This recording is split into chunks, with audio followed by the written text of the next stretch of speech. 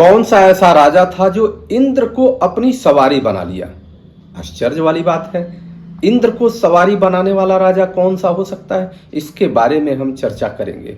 और आज हम इस ऐसे पराक्रमी, ऐसे अद्भुत राजा की चर्चा करेंगे जिसने इंद्र को हारने के बाद उनको जिताने का कार्य किया, उसकी चर्चा करेंगे। श्रीमद् भगवत महापुराण के खंड 2 में भाग 5वां है, पृष्ठ संख्या 31 से आगे ये कहानी आती है, जो आप लोगों को जानना चाहिए कि हमारी सनातन संस्कृति में ऐसे प्रतापी राजा हुए हैं कि जिन्होंने इंद्र को अपनी सवारी बना करके और इंद्र को ही विजय दिला दिया। ऐसे भी राजा हुए हैं। जय हिंद साथियों, मैं आपका साथी रघुवंश, संयोजक विश्व का सबसे लंबा तिरंगा समिति श्री नारायण तिरंगा सेना। मित्रों, एक राजा थे अम्बरीश, सभी लोग जानते हैं। अम्बरीश के 3 पुत्र थे, विरूप, केतुमान और शंभ। विरूप से पृषध्वज, पृषध्वज से रथिरथ हुए। रथिरथ संतानहीन थे। उसने अंगिरा ऋषि के संतान की प्रार्थना की, तो उसके बाद उसकी पत्नी से ब्रह्मतेज से संपन्न कई पुत्र उत्पन्न हुए। यह सभी आंगिरस कहलाए।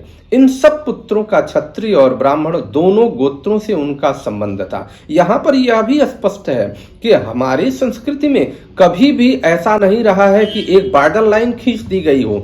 हमारी संस्कृति में ऐसा ही रहा है कि हम अलग अलग गोत्रों में आदान प्रदान करते रहे हैं, परंतु बीच में कहीं न कहीं कोई समस्या आई है। श्री सुखदेव जी कहते हैं कि एक बार मनु जी के छींकने पर उनकी नासिका से इक्ष्वाकु नाम का पुत्र उत्पन्न हुआ। इक्ष्वाकु के 100 पुत्र हुए, जिसमें सबसे बड़े 3 पुत्र बिकुक्षी, निमि और दंडक हुए। एक बार राजा मनु ने अष्टका श्राद्ध किया और अष्टका श्राद्ध में उन्होंने गुरु की आज्ञा से उन्होंने कहा कि यज्ञ के लिए पशु को ले आओ। ऐसे जो जंगल में पशु होते थे, जो बहुत ही इस प्रकार से दुराचारी होते थे, बहुत दुष्ट होते थे, उनके लिए यज्ञ पशु बनाया जाता। अब उसके बाद यह क्या हुआ, वह वन में जाकर श्राद्ध के योग बहुत से पशुओं का शिकार किया। शिकार करते करते वह खुद थक गया, बहुत भूख लग गई और प्यास लग गई, तो उस समय उसने खरगोश को खा लिया। अर्थात जितने पशुओं का शिकार किया था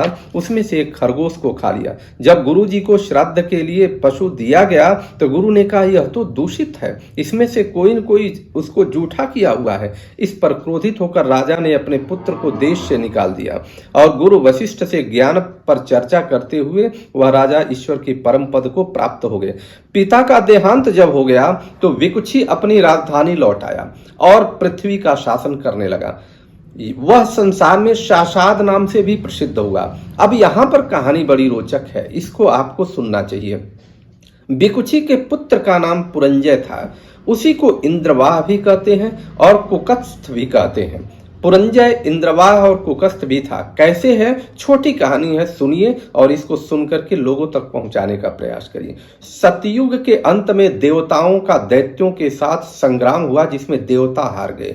उस समय देवताओं ने पुरंजय की सहायता के लिए याचना किया।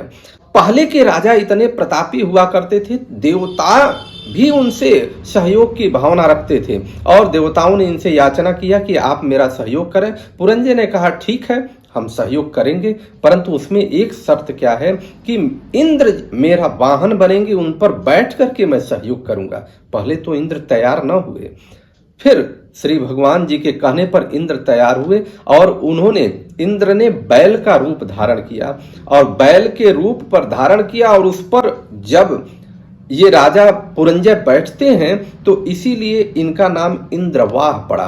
और उनका कुकद जो डील होता है बैल का, उस डील को पकड़ते हैं, इसीलिए उनका नाम कुकस्थ भी पड़ा। और बहुत विशाल भयंकर युद्ध हुआ दैत्यों के साथ। युद्ध में राजा पुरंजय ने दैत्य की नगरी को घेर लिया। इतनी भयानक युद्ध किया कि सारे दैत्य घर छोड़ करके भाग गए और नगरी के घर के अंदर घुस गए। सब कुछ जीत करके इंद्र को उन्होंने दे दिया और इंद्र फिर से सारे शासन सत्ता पर काबिज हुए। इस प्रकार के हमारे प्रतापी राजा हुए हैं। आप सभी लोग सुनिए, सनातन में ऐसा हमको लगता है कि ये काल्पनिक है, परंतु काल्पनिक नहीं है। अगर वर्तमान दुनिया का ही हम भ्रमण करें तो हमको समझ में आएगा कि दुनिया में तो ऐसी चीजें वर्तमान में भी हैं जो हमारे विचार से काल्पनिक है, लेकिन आज भी दुनिया में है। इसलिए जो आज भी दुनिया में है और काल्पनिक हमारे विचार से है, क्योंकि हम न देखे हैं उस तरह का, न उस तरह का कार्य किए हैं, तो इसलिए सनातन की हर बात श्रेष्ठ है। उस श्रेष्ठता का प्रमाण हमारे शास्त्रों के साथ वर्तमान समय में भी मिलता है। आप सुनिए, लोगों तक बढ़ाइए और शास्त्रों के बारे में अनवरत हम आप लोगों के सामने कुछ न कुछ लाते रहेंगे। जय हिंद, जय श्री कृष्ण।